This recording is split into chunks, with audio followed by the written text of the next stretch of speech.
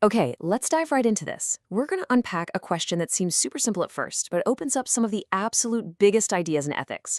When you decide to do something, is your reason, well, is it really about you or is it about everyone else? So, picture this. A classic, really tough dilemma. In one corner, you've got this incredibly powerful personal reason to save your own kid.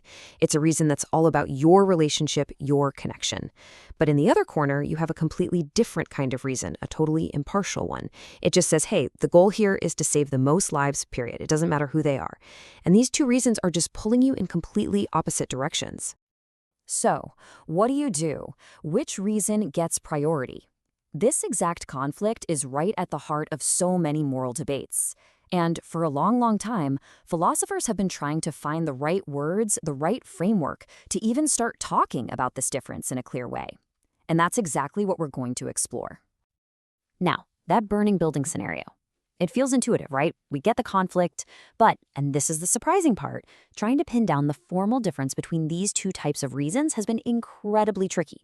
Philosophers knew there was something there, but they really struggled to build a definition that everyone could agree on. So, the terms they eventually settled on are these: agent relative and agent neutral. An agent relative reason is one that points back to the person, the agent, who has it, saving your child. An agent neutral reason is one that applies to basically anyone in that situation, like save the most children. But getting to a definition that actually worked, well, let's just say it took a few tries. You can actually trace the whole story of this idea through a few attempts that didn't quite stick the landing. Philosophers came up with three main ways to try and define this distinction: one based on principles, one on how you state the reason, and another on perspective. But as we're about to see, each one of them hit a pretty major roadblock. Okay, so the first stab at this, which came from the philosopher Thomas Nagel, was all about universal principles. The idea was that any valid reason could be written out like a formal rule that applies everywhere. But it was just too rigid. It really clashed with this idea called particularism, which is basically the common sense notion that, hey, context matters. What's a good reason in one situation might be a terrible reason in another. So the next attempt switched focus. Instead of the principle, it looked at the statement of the reason itself. It said a reason is agent relevant if you have to use words like you or your to explain it. The problem? This whole thing got completely bogged down in this other super complicated debate about what a reason even is. Like, is it a fact? A proposition? Some kind of mental state? The definition became useless because you had to solve that other giant philosophical problem first.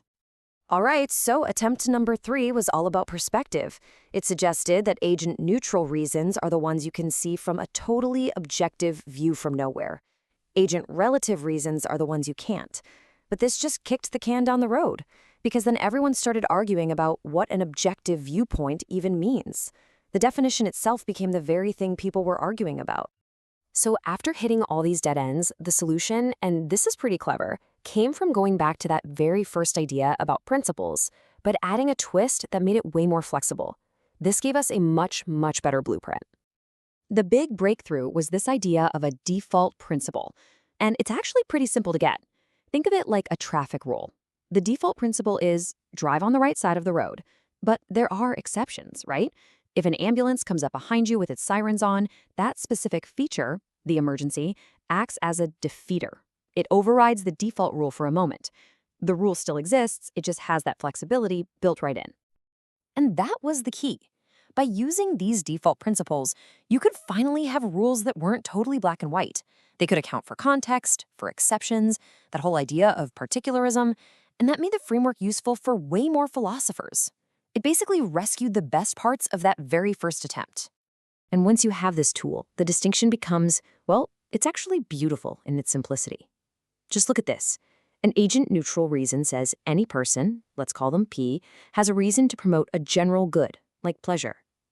The agent-relative reason adds just one crucial little thing. P has a reason to promote P's pleasure. That's it. That one little reference back to the person is the entire difference. And this brings us full circle, right back to Thomas Nagel, who ended up refining his own ideas over time. As he put it, if the general form of a reason includes an essential reference back to the person who has it, then it's agent relative. This new, more flexible, principle-based view finally gave philosophy a blueprint that actually worked. Okay, so we've been on this kind of deep philosophical dive just to find a definition. And you might be sitting there thinking, why does any of this matter? Well, this is where it gets really interesting. Because once you have this tool, you can suddenly see the hidden architecture of pretty much every major ethical theory out there. Just take a look at how this plays out. Utilitarianism, the idea that we should maximize happiness for everyone, is built entirely on agent-neutral reasons. It gives us all the exact same goal. But then you have egoism, the idea that you should maximize your own good. That's fundamentally agent-relative. And so is deontology, which is all about your moral duties, like the rule that you should not tell a lie.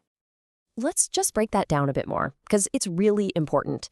Agent-neutral theories, like utilitarianism, give every single one of us a common target to aim for. But agent-relative theories, like egoism, give each of us a totally different personal target. And other agent-relative theories, like deontology, give us personal guardrails, constraints. They're not about an outcome, they're about rules that apply specifically to your actions. At the end of the day, the crucial point is this. This is not just some abstract game with words. The distinction between agent-relative and agent-neutral reasons is like having an X-ray for moral philosophy. It lets you look right through the surface arguments and see the fundamental logic, the deep structure that holds a moral theory together.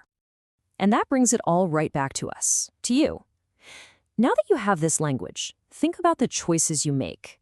When you decide what the right thing to do is, are you acting on a reason that's really about your duties, your relationships, your life? Or is it a reason that applies to anyone, anywhere, in your shoes? The answer, I think, reveals a whole lot more than you might expect.